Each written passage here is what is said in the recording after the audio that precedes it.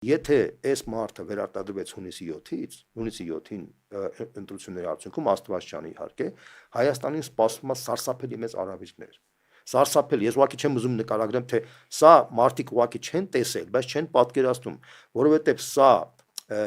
Ռուսաստանի կողմից մեծ հարված է ստանալու,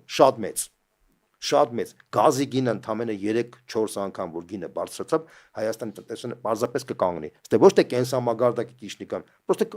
կկազմաքանդվի ընդհանրապես մենակ մի օրինակ եմ ասում կամ եթե ատոմակայանի հետ կապված իրանք մի քանի բան որոշում կայացնեն մենք ուղղակի էներգետիկ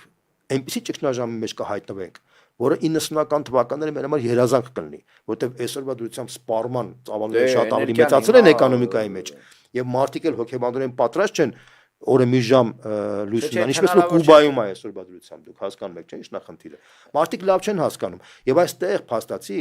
Անդրանիկ Թևանյանը դա լակմուսի թուղթն է դարձել, որով հասարակությունը պետքա կողմնորոշվի, որովհետև ըստ էության, եթե